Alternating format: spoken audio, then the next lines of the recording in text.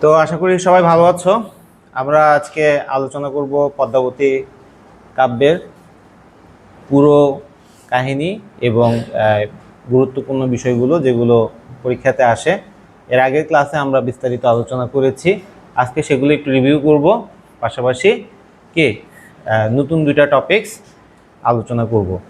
তো এর আগের ক্লাসগুলো তোমরা যারা মিস করেছো তারা এই ভিডিওটা থেকে হয়তোবা কিছুটা উপকার পাবে, এবং তোমরা যারা অনলাইনে ক্লাস দেখতেছো কি কোথা থেকে ক্লাসটা করতেছো সেটা জানাবা। আর তোমরা যারা ক্লাসে অ্যাটেন্ড করো নাই তারাও কি এখানে কমেন্ট করে জানাবে এবং রোল নাম্বারটা দিবা, কেমন?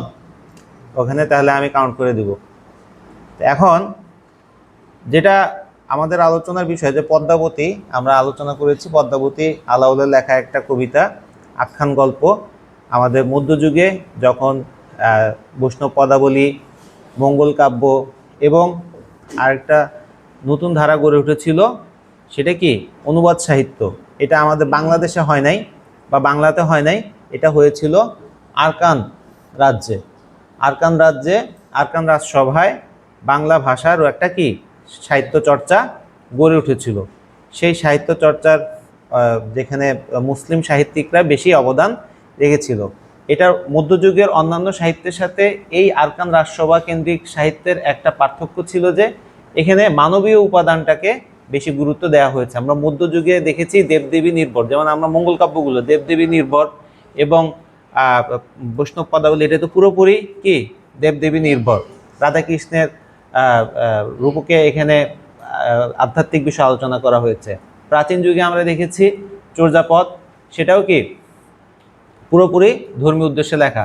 কিন্তু ধর্মের বাইরে গিয়ে মানবীর ঘটনা, মানবীর প্রেম, এগুলোকে উপজীব্য করে, মানুষকে উপজীব্য করে সাহিত্য রচনার যে সাহসিকতা মধ্যযুগের এই মুসলমান কবিরা দেখিয়েছিলেন, সেটা দেখিয়েছিলেন এই আরাকান রাজসভা কেন্দ্রিক, রোসাঙ্গর রাজসভা কেন্দ্রিক কি কবিরা। তো তার ভিতরে অন্যতম ছিলেন আলাউল। বলা হয়ে থাকে মধ্যযুগের শ্রেষ্ঠ কবি আলাউল। হ্যাঁ, কারণ তার মতো জ্ঞানী প্রতিভাবান কবি আর মধ্যযুগে আর কাউকে পাওয়া যায় না। তার অমর সাহিত্য সৃষ্টি পদ্মাবতী তার প্রথম এবং সর্বশ্রেষ্ঠ কি সাহিত্য সৃষ্টি। তো এখানে এ কারণেই আমাদের পদ্মাবতীটা খুব বেশি আলোচনার বিষয়বস্তু হয়ে উঠেছে।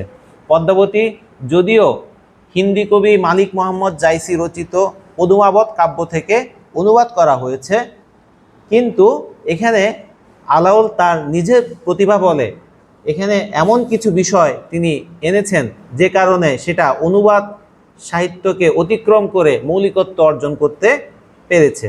যেমন আমরা দেখব যে কি পদ্মাবতীর যে বর্ণনা দেয়া আছে, সিংহল দ্বীপের যে বর্ণনা দেয়া আছে, পদ্মাবতীর বিবাহের বর্ণনা দেয়া আছে, লৌকিকতার নানা ধরনের বর্ণনা দেয়া আছে, এগুলো সব কিছু আমাদের বাংলা অঞ্চলের পার্সপেক্টিভে বা পরিপ্রেক্ষিতে কি এখানে বর্ণনাগুলো আমরা দেখতে পাই। তাই এখানে মূল ঘটনা যদিও কি মালিক মোহাম্মদ জাইসি রচিত পদুমাবত থেকে নেওয়া হয়েছে, কিন্তু এখানে আমরা দেখব সেটা কি সেই পদুমাবতকে অতিক্রম করে আলাদা একটা মৌলিকত্ব অর্জন করেছে। কবি এখানে নিজেই বলেছে যে কি স্থানে স্থানে প্রকাশিমু নিজ মন উক্তি, মানে নিজের মনের কথা তিনি এখানে স্থানে স্থানে উল্লেখ করবেন। তার পাণ্ডিত্য, তার কবি প্রতিভা এবং তার পর্যবেক্ষণের ক্ষমতা, সক্ষমতা ইত্যাদি সব কিছু মিলিয়ে পদ্মাবতীটা একটা অনন্য সাধারণ উদাহরণ হিসেবে আমাদের সামনে প্রতিভাত হয়েছে। তো পদ্মাবতীর কাব্য যে কাহিনী আমরা দেখি যে কি মালিক মোহাম্মদ জাইসি রচিত এই কাব্যটা মূলত রূপক আকারে সুফিজমের উপরে ভিত্তি করে তৈরি করা হয়েছিল। কিন্তু আলাউল যেই পদ্মাবতী কাব্য লিখলো সেটা কিন্তু সুফিজমের উপরে ভিত্তি করে করা না, এটা সম্পূর্ণরূপে মানবীর প্রেম হিসেবে আমরা দেখতে পেলাম। যে পদ্মাবতী সিংহল দ্বীপের রাজকুমারী, তার সাথে চিতরের রাজা রত্নসেনের কি পরিণয় হয়, এবং পরবর্তীতে এই পদ্মাবতীর রূপে মত্ত হয়ে আবার কি দিল্লির সম্রাট সে আক্রমণ করে, সেখানে ওই রত্নসেন মৃত্যুবরণ করে এবং পদ্মাবতী রত্নসেনের সাথে আবার সহমরণে চলে যায়। এখানে আমাদের পুরো কাব্যের মূল আলোচ্য বিষয় কিন্তু কি পদ্মাবতী রূপের বর্ণনা। যে কারণে পদ্মাবতীটা ইতিহাসে অমর হয়ে আছে সেটা হচ্ছে যে কি তার রূপের বর্ণনা। এই যে মধ্যযুগে অন্যান্য কবিরাও কি নায়িকার রূপের বর্ণনা দিয়েছে, কিন্তু আলাওল যেভাবে রূপের বর্ণনাটা দিয়েছে সেটা ছিল সম্পূর্ণরূপে ব্যতিক্রম, সম্পূর্ণরূপে অন্যান্যদের থেকে আলাদা। এই কারণেই তার এই পদ্মাবতী কাব্যটা অমর হয়ে আছে। পদ্মাবতী যদি তার শ্রেষ্ঠ কাব্য হয়, এবং মধ্যযুগের পদ্মাবতীর কাব্যের শ্রেষ্ঠ অংশ হচ্ছে পদ্মাবতীর রূপের বর্ণনা। আলাওলের কবি প্রতিভার আমরা এখানে দেখেছি যে তিনি এখানে 13টা মৌলিক গান সংযোজন করেছেন, এবং তার এখানে শাস্ত্রজ্ঞান প্রকাশ পেয়েছে, তার শব্দ প্রয়োগে তার সচেতনতা, বহু ভাষাবিদ এবং প্রবাদ প্রবচনের ব্যবহার, ছন্দ অলঙ্কারের অনুপ্রাসের ব্যবহার ইত্যাদি নানা কারণে এই পদ্মাবতী কাব্যটা আলাওলের একটা শ্রেষ্ঠ কাব্য হয়েছে। এখানে আমরা জানি যে কি আলাওল নিজে একজন সঙ্গীতজ্ঞ ছিলেন, সঙ্গীতের শিক্ষক ছিলেন, তাই আমরা এখানে কিন্তু অনেকগুলো 13টি মৌলিক গানের সংযোজন দেখি, যেটা ওই হিন্দি যে কাব্য ছিল, হিন্দি কাব্য পদমাবত, সেটাতে কিন্তু এরকম ছিল না। এছাড়াও দেখো তিনি যেহেতু রোসাঙ্গ রাজসভা, সেখানে যেহেতু একটা বাণিজ্য কেন্দ্র ছিল, দেশ বিদেশে নানা মানুষ এখানে আসতো, হ্যাঁ, আলাওল একই সাথে সংস্কৃত ভাষা, আরবি ভাষা, ফার্সি ভাষা, হিন্দি ভাষা, হ্যাঁ, এইসব ভাষাতে, বাংলা ভাষাতে তো অবশ্যই, এতে নানা ভাষাতে তার কি একটা আলাদা দখল ছিল। এই কারণে এই বহু ভাষার একটা সম্মিলিত উপস্থাপন আমরা কিন্তু এখানে দেখতে পাই। তাছাড়া তার শব্দ প্রয়োগ এমন যে এগুলো তাকে অনন্যতা দান করেছে। হুমায়ুন আজাদ একটা কথা বলছে যে আলাওলের পদ্মাবতী কাব্য পড়তে গেলে মনে হয় যে কি কোনো সুসজ্জিত কোনো রাজপ্রসাদে প্রবেশ করেছে, যেখানে প্রতিটি জিনিস কি একদম পরিপাটি করে সাজানো। তাহলে এই যে দেখো হুমায়ুন আজাদের এই উক্তিটা থেকে আমরা স্পষ্ট বুঝতে পারি যে আলাওলের কাব্যটা কত বেশি যত্ন করে লেখা, কত বেশি যত্ন করে সেখানে কি এই শব্দের প্রয়োগ করা হয়েছে। এছাড়া তো শাস্ত্রজ্ঞানের কথা যদি আমরা বলি, শাস্ত্রজ্ঞান বলতে কি বোঝায়? শাস্ত্রজ্ঞান হচ্ছে যে বিভিন্ন আইন, বিভিন্ন অভিজ্ঞতা, বিভিন্ন নিয়মকানুন ইত্যাদি সম্পর্কে গভীর যে জ্ঞান, সেটাকে শাস্ত্রজ্ঞান বলা হয়। এই শাস্ত্রজ্ঞানের আমরা দেখেছি কোথায়? ওই যে সুখ পাখির বর্ণনাতে, সুখ পাখির মুখ দিয়ে যে কথাগুলো বলা হয়েছে, এগুলো মূলত সব কিছুই কি আলাওলের কথা ছিল। এবং আলাওল যেহেতু নিজে একজন পণ্ডিত কবি ছিলেন, হ্যাঁ, সে কারণে এই সুখ পাখির বর্ণনাটা আলাওলের নিজের কথা হিসেবেই আমরা বুঝতে পারি। পদ্মাবতী রূপের বর্ণনায় এখানে আমরা দেখেছি যে কি পদ্মাবতীর সৌন্দর্যের পূজারী আলাওল পার্থিব মানে পৃথিবীতে যেসব সৌন্দর্যগুলো আছে সেই সৌন্দর্যগুলো সৃষ্টির এখানে তিনি আলাদা প্রয়াস তিনি পেয়েছেন। এবং আলাওলের দেহের বন্ধনে পদ্মাবতীর যে রূপচিত্র তিনি এঁকেছেন, যে আমাদের দৃশ্যমান জগতের যে নানা ধরনের বর্ণনাগুলো আছে, যেগুলো আমরা দেখি, এমন কোনো কিছু বর্ণনা দেয় নাই যেগুলো আমরা দেখি না, যেগুলা এমন কিছুর সাথে রূপের বর্ণনা তিনি এমনভাবে দিয়েছেন যে আমাদের সেটা কি করে আলাদাভাবে আবেগ তাড়িত করে, আলাদাভাবে পদ্মাবতীর রূপে আমাদেরকে কি করে বিমোহিত করে। আমরা কিন্তু সেটাতেই বেশি আকৃষ্ট হই, যেটা আমরা দেখি। যেটা আমরা দেখি না সেটাতে আমরা কি অতটা আকৃষ্ট হতে পারি না। যেমন তার চুলের বর্ণনা দিলে বলা হয়েছে যে কি তার দীঘল কালো চুল। মানে প্রথমেই যখন রত্নসেন সুখ পাখিকে জিজ্ঞাসা করলো, বলো দেখি পদ্মাবতী রূপের কি এমন বর্ণনা তোমার, কেন তুমি এরকম হলো, তখন সুখ পাখি যখন বলল যে কি পদ্মাবতীর রূপ কি কহিমু মহারাজ, তুলনা দিবার নাহি ত্রিভুবন মাঝ, আপাদলম্বিত কেশ কুস্তুরী সৌরভ, মহা অন্ধকারময় দৃষ্টি পরাভব। মানে এই যে দেখো দৃষ্টি হারিয়ে যায়, হ্যাঁ, যেমন এই যে জীবনানন্দ দাশ কি লিখছে কবিতা, চুল তার কবেকার অন্ধকার বিদিশার দিশা, তাই না? এটা কিন্তু এই পদ্মাবতীর এখান থেকেই তিনি প্রবাহিত হয়ে লিখেছেন। বা আমরা এই যে ঘন কালো চুল, এই যে কত কবি কত কিছু লিখেছে, পদ্মাবতীর এই কথাটা অনেক আগেই আলাওল বলে গেছে। চুল তার মানে এত বেশি ঘন কালো যে সেখানে দৃষ্টি হারিয়ে যায়, এবং সিথি চুলের যে সিথি সেটা যেন কি বিজলির মতো কি একদম চিকন, ওকে, আঁকা বাঁকা, এবং কপালটা তার চাঁদের মতো কি মনোহর। তার যে গাল, হ্যাঁ, সেই গালের কথা বলা হচ্ছে যে কি সুরঙ্গ কপল বর্ণচারু সুললিত, তার কপল মানে গাল, তার গালগুলো লাল, একদম লাল টকটকে, সুরঙ্গ মানে কি লাল টকটকে, এবং জিনিয়া কমল পত্র অতি সুশোভিত, মানে জিনিয়া ফুল যেটা আছে সেরকমের মতো কি একদম অত্যন্ত সুন্দর করে এরকম সুশোভিত। তারপর ভুরু তার ভুরু যেটা বলা হয়েছে, এখন যে মেয়েরা ওই যে ভুরু প্লাক করে, কেন করে? ভুরু প্লাক করে চুলের ভুরুর শেপ ঠিক করে, তাই না? এখন থেকে অনেক ছেলেরাও করে ছেলেরাও করে। তো যাই হোক, এগুলো ছেলেরা করলে এটা হাফ লেডিস মনে হয়।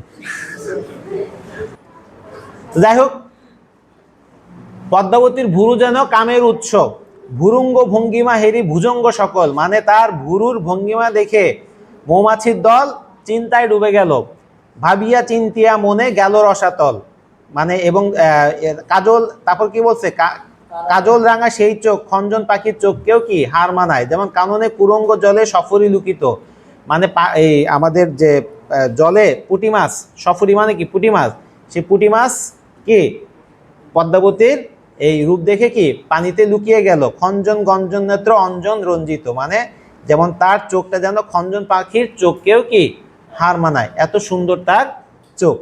এই যে এইভাবে তার চোখের বর্ণনা দিয়েছে, দেখো পুঁটি মাছ, মৌমাছি, তারপর খঞ্জনা পাখি, এগুলো কিন্তু আমরা সবসময় দেখি, এবং এগুলো সবকিছুই আমাদের বাংলাদেশেরই সম্পদ, এগুলো সবকিছু আমাদের বাংলাদেশে। আমরা দেখবো পদ্মাবতীর প্রত্যেকটা বর্ণনা আমাদের কাছে রোসাঙ্গ রাজসভার বর্ণনা মনে হবে না।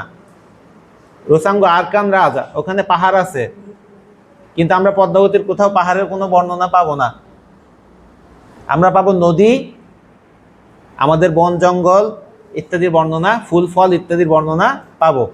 ওকে, তারপর তার ঠোঁটের কথা বলছে কি, তার চোখ প্রভাতের সূর্যের মতো কি নির্মল পবিত্র, নাক শুক পাখির মতো একদম কি চিকন, এবং তার ঠোঁট রক্তলাল। এটা 35 BCS এই কথাটা আসছে, তাম্বুল রাতুল হইল অদর পরেশ, অর্থ কি?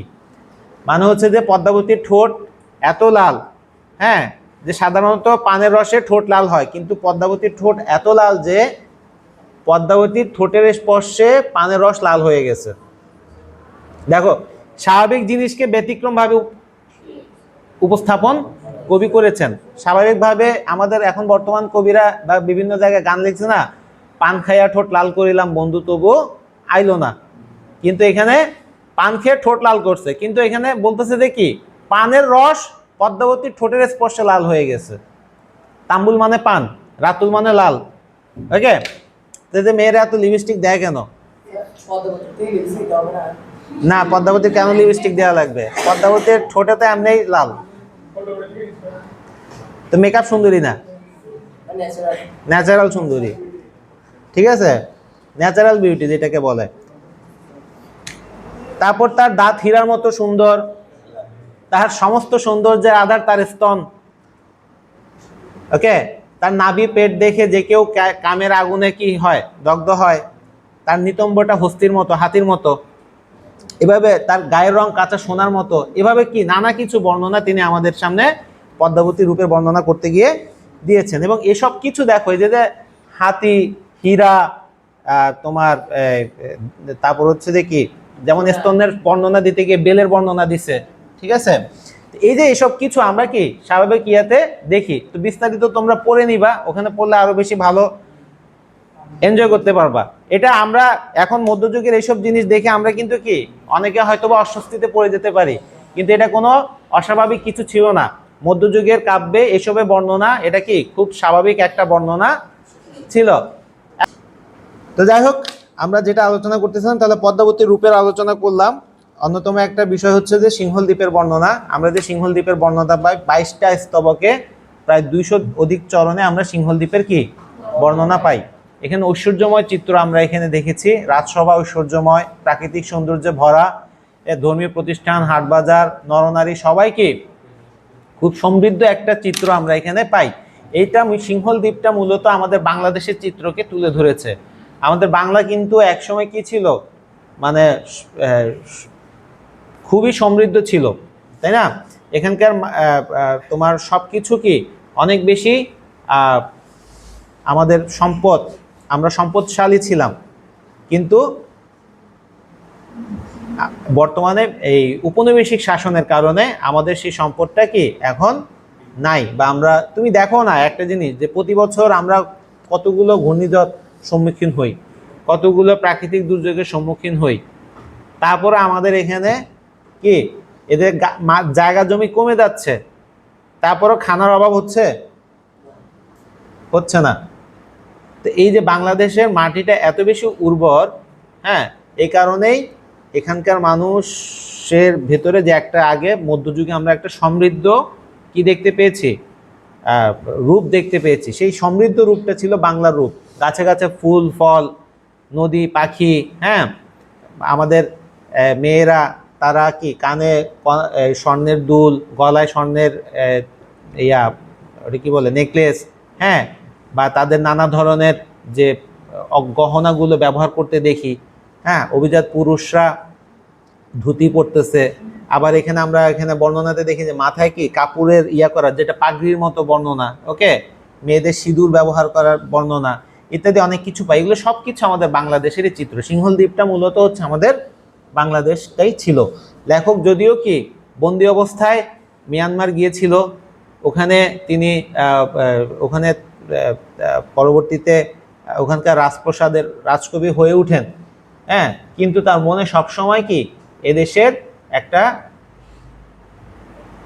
চিত্র সবসময় তার মনে জেগে থাকতো। সে দূর পরবাসে বসেও কি এদেশের চিত্র আঁকতে একদম কি নিখুঁত বৈশিষ্ট্যটা প্রয়োগ করেছেন। ওকে, এরপরে রত্নসেন সম্পর্কে আমরা দেখি যে রত্নসেন মূলত কি, রত্নসেন নায়ক হলেও মূল চরিত্র কিন্তু কি পদ্মাবতী। সে প্রভাবশালী সম্রাট এবং তার রূপের মোহ, হ্যাঁ, সে রূপের মোহর জন্য সে কি পদ্মাবতীকে মানে 500 জন যোগী নিয়ে সে কি করলো, পদ্মাবতীকে পাওয়ার জন্য বের হয়ে গেল। এবং সে সুদর্শন ছিল, পাণ্ডিত্যের অধিকারী ছিল, তার জ্ঞানী ছিলেন। পাণ্ডিত্যের অধিকারী এবং জ্ঞানী ছিলেন দেখেই সুখ পাখির জ্ঞানী কথাতে সে আকৃষ্ট হয়েছিলেন এবং সবসময় সুখ পাখির সাথে কি তার সময় তিনি কাটাতেন। এখন আমরা আলোচনা করব পদ্মাবতী কাব্যের যে বাঙালি সংস্কৃতি। আমি অনেকবার বলেছি যে কি পদ্মাবতী কাব্যের আমাদের অন্যতম একটা ইয়ে হচ্ছে যে কি আমাদের এই পদ্মাবতী কাব্যে আমরা যেই রাজ্যের বর্ণনা পাই সেটা মূলত আমাদেরই কি এই দেশের বর্ণনাটাই পাই। তো ভাবানুবাদ, যদিও এটা মালিক মোহাম্মদ জাইসি রচিত পদ্মাবতী কাব্যটা কি একটা মূলত ভাবানুবাদ, এবং এই কাব্যে তিনি পরবাসে বসে নিজের দেশের চিত্র এঁকেছেন। রোসাঙ্গ রাজসভায় বসে বাংলাদেশের চিত্র তিনি এঁকেছেন। আমরা কিভাবে বুঝি সেই চিত্রের কথা? সেই চিত্রের কথা আমরা দেখি যে এখানকার গাছপালা, কাঁঠাল গাছ, কাঁঠাল কিন্তু আমাদের জাতীয় ফল কেন? কারণ কাঁঠাল আর পৃথিবীর কোথাও পাওয়া যায় না, হ্যাঁ। তারপর এই যে তোমার খঞ্জনা পাখি, ওকে, দোয়েল, তারপর বিভিন্ন ফুল ফল, নদী, অনেকগুলো নদীর বর্ণনা পাই, হ্যাঁ। এইসব কিছু তিনি রোসাঙ্গ রাজসভায় বসে তার যে স্মৃতি থেকে সব কিছু তিনি বর্ণনাটা এভাবে দিয়েছেন।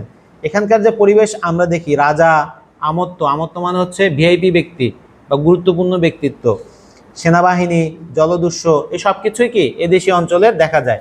যেমন আমরা সেনাবাহিনীতে কি দেখি, সেনাবাহিনীতে দেখি যে পদাতিক, ঘোড়া এবং হাতি, এই তিনটা জিনিসের ব্যবহার আমরা কিন্তু দেখতে পাই। এটা আমাদের এই অঞ্চলের রাজাদের একটা কি কমন বৈশিষ্ট্য ছিল যে তাদের পদাতিক ছিল, তারপরে ঘোড়া ছিল এবং হাতি, এই তিনটাই তারা যুদ্ধের ইয়েতে ব্যবহার করত। এছাড়া আমরা জলদস্যু দেখতে পাই যে এখানে যে আমরা দেখি যে অনেক আগে থেকেই কি এখানে ইউরোপিয়ানরা এসেছিল, সেই ইউরোপিয়ানরা এসে এখানে তারা জলদস্যু করত। জলদস্যু হিসেবে তারা কি বিভিন্ন জায়গায় আক্রমণ করতো। আমাদের আলাউল কি এই জলদস্যুর আক্রমণের শিকার হয়েছিল। সে ব্যবসার উদ্দেশ্যে তার বাবার সাথে সে নৌকা করে যখন যাচ্ছিল, নৌকা বলতে এরকম ছোটোখাটো নৌকা না, এগুলো বড় মোটামুটি জাহাজের মতো, বজরা বা এরকম বলে, হ্যাঁ, বাণিজ্য তরী যেগুলোকে বলে, যে সেখানে তার চাচা এবং বাবাকে জলদস্যুদের হাতে নিহত হতে হয়েছিল এবং তাকে বন্দি অবস্থায় কি রোসাঙ্গে নিতে গিয়ে দাস হিসেবে বিক্রি করে দেওয়া হয়। তাহলে এই যে হারমাদের নৌকার সঙ্গে হইল দর্শন, বহুযুদ্ধ আছিল, শহীদ হইল তাতো, এদের কথাটা দ্বারা কি বোঝাচ্ছে? হারমাদ কারা? এই হারমাত বলতে ওই যে জলদস্যুদের বোঝানো হচ্ছে, জলদস্যু স্পেশালি পর্তুগিজ বেয়াদেরকে। আমরা আজকে যে এখন বর্তমান ইউরোপ দেখি, সেই ইউরোপের এরা সবসময় জলদস্যু ছিল। তারা একটা সময় বুঝতে পারলো যে কি, যে এই জলদস্যুতা করে সাময়িক লাভ ছাড়া কিছুই করা যাবে না। এজন্য তারা যেহেতু তাদের জাহাজ চালানোর একটা ভালো দক্ষতা ছিল, তাই ওটাকে কাজে লাগিয়ে তারা দূর দূর দেশে উপনিবেশিক শাসন স্থাপন করার জন্য বের হলো। এই জলদস্যুদের আক্রমণ আমাদের এখানে একটা স্বাভাবিক বিষয় ছিল। তো সেইটাই তার কবিতাতে আমরা কিন্তু দেখতে পাই। আমরা বিভিন্ন বাঙালি সাংস্কৃতিক ঐতিহ্য দেখতে পাই, যেমন পরিবার, সন্তান বাৎসল্য, বহুপত্নীবাদ, পোশাক ইত্যাদি আমরা অনেক কিছু দেখি। পরিবার যেটা আছে সেটা ধরো আমরা দেখি যে বাবা মা, সন্তান, আমরা যেমন পদ্মাবতীর বাবা মাকে দেখলাম। হ্যাঁ, পদ্মাবতী যখন 12 বছরে পদার্পণ করলো, তখন তাকে আলাদা রাজপ্রাসাদে করা হলো। এছাড়াও আমরা এখানে এই দেখতে পেলাম যে রাজা রত্ন সেন তার মার সাথে, মা সহ একসাথে থাকে। এই যে একটা পরিবার, আমরা আমাদের যে পরিবারের বর্ণনা আমরা দেখেছি, হ্যাঁ, সেটা বাংলার পরিবারগুলোকে আমাদের আইডেন্টিফাই করে। এছাড়া সন্তান বাৎসল্যের কথা যদি চিন্তা করি, আমরা সন্তান বাৎসল্য হিসেবে প্রথমে দেখি যে রত্ন সেন যখন পদ্মাবতীকে পাওয়ার জন্য বের হতে চাচ্ছে, তখন তার মা বলল যে তুমি ছাড়া কি রাজ্য অন্ধকার হয়ে যাবে। হ্যাঁ, এই যে যে সন্তান বাৎসল্য আমরা এখানে দেখতে পাই। এছাড়া আরো একটা জিনিস দেখি যে কি, পদ্মাবতীকে যখন বিয়ে দিল, হ্যাঁ, সেই বিয়ের সময় পদ্মাবতীর বাবা যখন পদ্মাবতীকে রত্নসেনের হাতে বুঝিয়ে দিচ্ছে, হ্যাঁ, তখন সে কান্না বিজড়িত ভাবে, আমাদের স্বাভাবিকভাবে এটাই তো আমাদের দেশে হয়, তাই না? বাবা যতই ইয়া হোক না কেন, মেয়েকে ছেলের হাতে বুঝিয়ে দেওয়ার সময় কান্না তার চলে আসেই। ওকে, তো এই যে যে বিষয়টা সন্তান বাৎসল্যটা আমরা এখানে দেখতে পাই। বহুপত্নীবাদ, বহুপত্নীবাদ মানে কি? একাধিক স্ত্রী, এখন বাংলাদেশে কল্পনা করা যায় না। তো এখানে তোমরা কেউ বর্ষা বিয়ে করছো না? বর্ষা কি তোমার হাজবেন্ড আরেকটা বিয়ে করলে মানবা?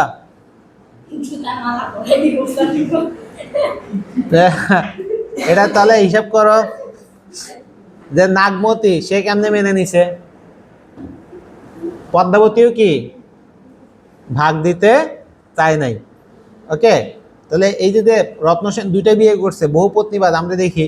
এবং বহুপত্নীবাদের ইয়েতে মানে নাগমতী যখন কি জানতে পারলো পদ্মাবতীর এরকম রূপবতী, সে তার হাজবেন্ডকে তো চিনে, হ্যাঁ, সে সুখ পাখিকে হত্যা করার করলো। যে কারণ যদি এই সুখ পাখি থেকে নাগমতী বুঝতে পারছিল যে সুখ পাখি থেকে যদি পদ্মাবতীর রূপের বর্ণনা রত্নসেন জানে, তাহলে কি আছে, তার কপালে দুঃখ আছে।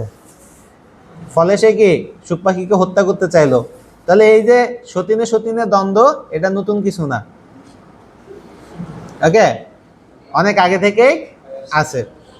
আবার পোশাক আশাকের ব্যাপারে যেটা আমরা দেখেছি, যে মেয়েরা শাড়ি পরতেছে, হ্যাঁ, ছেলেরা ধুতি পরতেছে। তারপরে অলংকার, যেমন মেয়েদের হাতের কঙ্কন, কানের দুল, গলার যে নেকলেস, তারপর কোমরে যে একটা দেয় ওটাকে কি যেন বলে, বিছা, পায়ে নুপুর, বা এই যে যে টিকলি দেয়া, তারপরে হচ্ছে যে এই হাতের বাহুতে যেটা দেয় বাহুবন্ধনী, হ্যাঁ, আবার পুরুষদের মাথায় যে পাগড়ি থাকে, এইসব পোশাক আশাকের বর্ণনা এই বাংলারই কি অংশ হিসেবে আমাদের সামনে উঠে আসে। ধর্মবিশ্বাসের কথা আলোচনাতে এখানে হিন্দু সমাজের রীতি অনুযায়ী পদ্মাবতীর যে নাম নির্ণয় করা হলো, পদ্মাবতী কন্যা রাশির কন্যা নির্ণয় করা হলো। হ্যাঁ, পদ্মাবতীর রাশি কি ছিল? কন্যা রাশি। ওকে, তার বিয়ের জন্য শুভক্ষণ ঠিক করা, হ্যাঁ, এই সব কিছু কি আমরা দেখি হিন্দু রীতি অনুযায়ী তৈরি করা হয়েছে। শুভক্ষণে শুভলগ্নে হয়েছে উৎপত্তি, কন্যা রাশি কন্যা নাম হইল পদ্মাবতী। যদি এখন প্রশ্ন আসে পদ্মাবতীর রাশি কি ছিল? কন্যা রাশি। আবার কুসংস্কার আছে। কুসংস্কারে আমরা দেখি যে যখন ওই যে নাগমতী শিয়াল দেখলো, হ্যাঁ, বাম দিক থেকে ডানে গেল, এটা দেখে তার মনে শঙ্কা জেগে উঠলো। ওকে, এই যে কুসংস্কারের বিষয়টা আমরা এখানে দেখতে পাই। এছাড়াও সতীদাহ, সতীদাহ প্রথাটাও দেখি। সতীদাহ কিরকম, মানে হাজবেন্ড মারা গেলে হাজবেন্ডের সাথে জীবন্ত, হ্যাঁ এখানে আমরা দেখলাম যে কি যখন রত্নসেন মারা গেল সেই চিতাতে পদ্মাবতী এবং নাগমতী দুইজনেই কি দুই পাশে উঠে তার হাজবেন্ডদেরকে জড়া দিল, মরার সময় বাঘ ছাড়ে না, বুঝছো? হ্যাঁ বলতেছে কি দুই নারী একে একে সতী স্বামী পাশ, মানে স্বামীর দুই পাশে শুয়ে মৃত স্বামী গলে ধরে রহিল নির্যাস। মৃত স্বামীকে গলায় ধরে তারা কে, তো এই যে দেখো যে সতীদাহ, এইটা তখনকার সময় একটা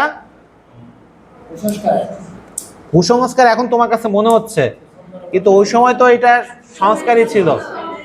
যাই হোক, এই কুসংস্কার আমরা কি দেখতে পাই, এছাড়া সতীদাহ প্রথাও দেখতে পাই, এটা এখানে প্রচলিত ছিল। তারপর পোশাক পরিচ্ছদের অলংকারের কথা তো আমরা বর্ণনা করলাম, ওকে। তারপর বিয়েতে গান বাজনা ছিল, হাসি তামাশা ছিল। হ্যাঁ আমরা পদ্মাবতীর বিয়েতে এইগুলো কিন্তু এখনো আছে, গান বাজনা হাসি তামাশা। তো যাই হোক, বিয়েতে গান বাজনা, আমরা পদ্মাবতীর বিয়েতে গান বাজনা হাসি তামাশা ইত্যাদি বিষয়গুলো কি দেখেছি। আমরা এখানে একটা জিনিস যেটা দেখি, যেটা আমাদের বাংলাদেশকে একদম খুব ভালো করে রিপ্রেজেন্ট করে, সেটা হচ্ছে নদীমাতৃক বাংলাদেশ। নদীমাতৃক বাংলাদেশের যে চিত্র আমরা পাই, নানা দেশি নানা লোক শুনিয়া রসাঙ্গ ভোগ, আইসন্ত নৃপ ছায়াতল, মানে নৃপ মানে কি রাজা, রাজার ছায়াতলে এসে আরবি মেশুরি স্বামী তুর্কি হাবশি রুমি খোরাসানি উজবেগি সকল, মানে আরব মিশর, তারপরে শামিয়ানা তুরস্ক, হ্যাঁ হাবশি, হাবশি হচ্ছে নিগ্রো, এক ধরনের নিগ্রো, অনেক লম্বা টল ফিগারের ইয়া, হ্যাঁ রুমি, খোরসান, খোরসান থেকে, উজবেকিস্তান থেকে, অনেক জায়গা থেকে কি অনেকেই এসেছে। এদের বলেছিলাম রোসাঙ্গ রাজসভা একটা বিজনেস পয়েন্ট ছিল, হ্যাঁ এই বিজনেস পয়েন্টে বিভিন্ন দেশের মানুষ বিজনেস করতে আসতো। আবার দেখো সিংহল দ্বীপের বর্ণনায় আমরা এদেশীয় ফল ফলাদির চিত্র পাই। ফল ফলাদি যে কাঁঠাল, পেয়ারা, আম, হ্যাঁ লিচু, এসব কিছুর কি আমরা অনেক কিছু বর্ণনা পাই, পানের বর্ণনা পাই, পান খায়, ওকে। তো এই যে বিষয়গুলো আমরা এখানে দেখি। আবার আমাদের এই দেশীয় চিত্র হিসেবে যে সবুজ শ্যামল বাংলা, সবুজ বাংলার কথা বারবার এখানে উঠে এসেছে। দেখো এখানে কিন্তু কোনো পাহাড়ের বর্ণনা উঠে আসে নাই। আরাকান রাজসভায় কিন্তু পাহাড় আছে, সমুদ্র আছে, এখানে আমরা কিন্তু ওগুলো তেমন দেখি না। আমরা যা দেখি নদীমাতৃক বাংলাদেশের চিত্র দেখি, এবং সবুজ শ্যামল বাংলার চিত্রটাই আমরা এখানে বেশি দেখি। তো এইসব কিছু থেকে আমরা বুঝতে পারি যে আলোল যদিও রোসাঙ্গ রাজসভায় বসে এই কাব্য লিখেছিলেন, কিন্তু তার মনে দেশের চিত্রটা সবসময় কি জেগেছিল, এবং তিনি তার মনের মাধুরী মিশিয়ে এই বাংলার চিত্রটা তিনি এখানে তুলে ধরেছেন। তো এইসব থেকে আমরা পদ্মাবতী কাব্যে আমরা যে বাঙালি সংস্কৃতি, সেটা একটা ভালো রূপায়ণ দেখতে পাই। এখন আমরা যেটা আলোচনা করব, নাগমতী ট্র্যাজেডি বা বারোমাসি। বারোমাসিটা কি? 12 মাসের বর্ণনা, কোন মাসে তার কেমন, জাস্ট সময়টাকে বোঝানোর জন্য, ওকে, সময় বোঝানোর জন্য, মানে সে কতদিন ইয়ে করেছে বা কিভাবে তার ইয়ে হইলো, ওকে, সময়টা কাটলো। তো এই যে কত সময় কাটলো, তখনকার সময় কিন্তু এই যে এখন যেমন দিন তারিখ এভাবে উল্লেখ করে, তখন কিন্তু এতটা প্রচলিত ছিল না। সাহিত্যে এগুলো নানাভাবে ইনডিরেক্টলি কি প্রকাশ করা হতো। তো আমরা নাগমতী যখন ট্র্যাজেডিটা আমরা দেখতে পাই, যে ওই যে রত্নসেন তো পদ্মাবতীকে পাওয়ার জন্য কি করছে, হ্যাঁ ওইখানে চলে গেছে, সিংহল দ্বীপে চলে গেছে। তো সিংহল দ্বীপে গিয়ে সে তো ওখানে পদ্মাবতীর বিয়ে করে তার প্রথম বউয়ের কথা ভুলে গেছে। প্রথম বউয়ের কথা ভুলে দেয় নাই, তো প্রথম বউয়ের কথা ভুলে গেছে স্বাভাবিকভাবেই। অনেকদিন পর নাগমতী তাকে চিঠি পাঠায়, এবং সে চিঠি পেয়ে তার নাগমতীর প্রতি কি হয়, আবার মানে দুঃখবোধ তৈরি হয় যে না আমারও তো একটা বউ ছিল ওখানে, সে তো, হ্যাঁ চিঠি পাওয়ার পরে মনে পড়ছে, এর আগে মনে পড়ে নাই। পুরুষ এরকমই না, পুরুষ মানুষকে এজন্য কখনো বিশ্বাস করবে না। পুরুষ মানুষের কোনো বিশ্বাস নাই। তো এটা সবসময় মনে রাখবা। আর তোমরা যারা বিয়ে করছো অথবা বিয়ে করবা, মেয়েরা বিয়ে করে হাজবেন্ডরে অবিশ্বাস করবা না, কিন্তু আবার সুযোগও দিবা না। মানে ওইটা কি বলে, আগে থেকে প্রতিরক্ষামূলক ব্যবস্থা নিয়ে রাখবা। ছেলেদেরকে ছেলেদের স্বাভাবিকভাবে বলেছি যে একটা রূপোর মোহ সবসময় তাদের ভিতরে থাকে, কাজ করে, এবং এটা স্বাভাবিকভাবেই সেটাতে সে বেশি কি হয়ে যায়, আকৃষ্ট হয়ে যায়। তো এই যে ছেলেদের এই ইয়েটা লিবিডো তো ইয়েটা অনেক বেশি, এই কারণে ছেলেদেরকে বিশ্বাস করতে নাই। নাগমতির ট্রাজেডি বা 12 মাসি আমরা দেখব। এটা প্রশ্ন দুইভাবে হতে পারে, নাগমতির ট্রাজেডি আলোচনা করো অথবা নাগমতির 12 মাসি আলোচনা করো। 12 মাসি মানে আচ্ছা 12 মাসের বর্ণনা, একই কথা। তো সে যখন নাগমতি যখন চিঠি পাঠালো ভাইয়াকে, সেখানে কি লিখলো, তোমার বিচ্ছেদে মোর না রহিবে প্রাণ, নিজ হস্তে মারি মোরে দেও মৃত্যু দান। মানে তুমি আমাকে নিজ হাতে মৃত্যু দাও, হ্যাঁ, তোমার বিরহে আমি কি থাকতে পারছি না। এই মূলত এই কবিতাতে হ্যাঁ, আরেকজনকে বিয়ে করছে স্যার, ওই প্যারার জন্য এত প্রোগ্রাম যার মেসে আর দেখা গাইতেই যে আমার চিঠি লেখা।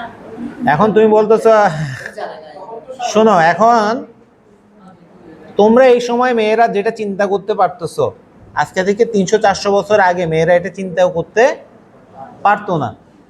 হ্যাঁ, এখন যদি কেউ করে, তুমি আইনের আশ্রয় নিতে পারবা, তুমি জানো এটা তোমার অধিকার। ওকে, এই সময় অনেক কিছু তুমি জানো যেটা একসময় মানুষরা বা এই মেয়েরা কি কল্পনাও করতে পারতো না। এটা স্বাভাবিক একটা জিনিস ছিল। তো যাই হোক, আমাদের সেই পদ্মাবতীর যে ট্রাজেডি, মূলত সেটা তার দুঃখের 12 মাসি বর্ণনাটাই হচ্ছে তার ট্রাজেডি। প্রথমে আমরা আষাঢ় মাসের যে মিলনের বর্ণনা পাই। আষাঢ় মাসে কি হয়, আমাদের এই অঞ্চলে প্রচুর বৃষ্টি হয়। আষাঢ় মাসে কোনো কৃষিকাজ কিছুই হয় না। এই সময় কৃষকরা কি ঘরে থাকে, তখন স্বামী স্ত্রী যে মধুর সময়টা কাটায়, অবসর সময়টা কাটায়, হ্যাঁ, সেই বিষয়টা তার ইয়েতে 12 মাসের ইয়েতে উঠে আসে। আবার ভাদ্র মাসের গরম, হ্যাঁ, ভাদ্র মাসের গরমে তার যে কাম পিপাসার কথা এখানে বলা হয়েছে। ভাদ্র মাসের ইয়েতে মানে সেই গরমটাকে লেখক অন্যভাবে ডাইভার্ট করেছেন, অন্যভাবে ডাইভার্ট করে দেখাতে চেয়েছেন যে এই ভাদ্র মাসের গরমে যেরকম আমাদের অস্থির লাগে, সেই কাম পিপাসার মাধ্যমে যেহেতু হাজবেন্ড নাই, হ্যাঁ, সেহেতু তার জৈবিক চাহিদাটা প্রচণ্ড ইয়েতে চলে গেছে, এবং সেটা সেখানে সে এভাবে বর্ণনা করতেছে।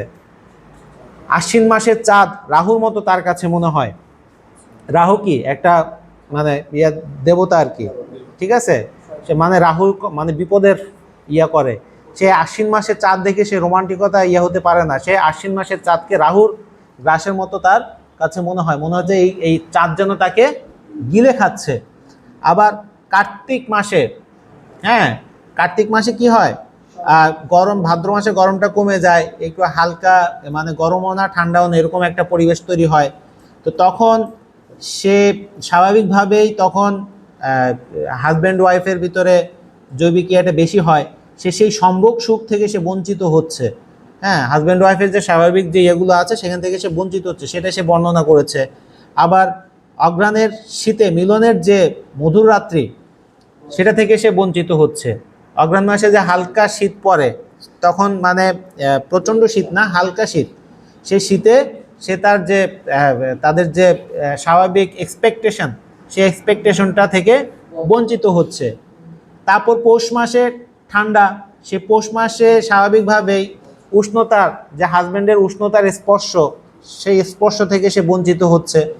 আবার মাঘ মাসে তার প্রতিহীন সহ্যা, আগুনের মতো গরম মনে হয়।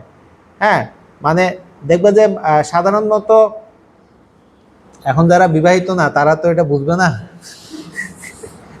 শীতকালে শীত একা একা শুইলে শীত বেশি লাগে। তো এখন এই যেখানে মানে একা একা শুলে যেখানে মানে ঠান্ডাটা বেশি লাগার কথা, এখানে নাগমতি সেটাকে আগুনের মতো কি গরম মনে হয়, অসহ্য মনে হয়।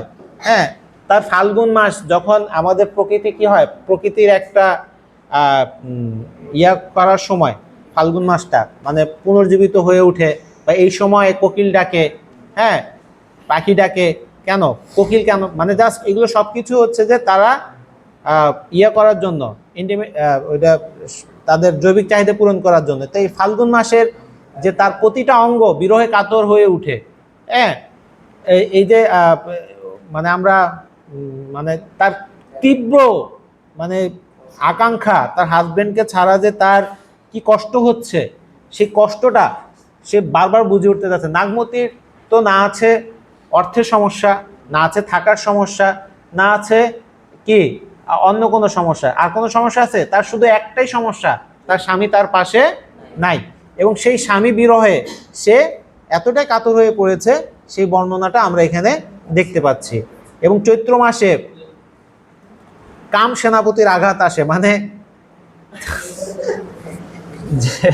চৈত্র মাসটাতে সে কোনোভাবেই এটার কন্ট্রোল করতে পারতেছে না। এই যে একটা বিষয়, সেই জিনিসটা তিনি বলেছে। আবার বৈশাখের সূর্য, বৈশাখ মাস আসলো, সে বৈশাখের সূর্য যেন তার কাছে কি মিতা, মিতা মানে কি তার একই বা মানে বৈশাখের সূর্য যেরকম প্রচণ্ড গরম, বৈশাখ মাসের গরম, হ্যাঁ সেই গরম যেন সেও যেন সূর্যকে তার নিজের মতোই মনে করতেছে। আবার জ্যৈষ্ঠের দিনটা একটা যুগের মতো মনে হচ্ছে, বা সময় কাটে না, এক একটা দিন যেন এক একটা যুগ তার কাছে মনে হচ্ছে। যে জ্যৈষ্ঠ মাস মধুমাস কেন বলে? কারণ এই সময় আমাদের এখানে প্রকৃতিতে অনেকগুলো কি মানে সব ধরনের ফল আমরা পাই। হ্যাঁ তোমরা দেশীয় ফলগুলো বেশি খাবে, দেশীয় ফলগুলো বেশি খেলে তোমাদের ভিতরে ইমিউনিটিটা বেশি গ্রো করবে, এবং তোমাদের যে আমাদের যে নানা ধরনের মিনারেলসের ঘাটতি এই দেশীয় ফল থেকে তুমি বেশি পাবে। তো যাই হোক, এভাবে নাগমতী তার পুরো ট্র্যাজেডি ইয়েটা বর্ণনা করেছে, বা তার এখানে তোমার বিভিন্ন কবিতার লাইন আছে, বিভিন্ন এগিরা আছে। এটা পরীক্ষাতে আসার জন্য খুবই গুরুত্বপূর্ণ একটা বিষয়। তো আশা করি তোমরা এটা পড়বা, পরে ভালো করে এখন থেকে প্রস্তুতি নিবে।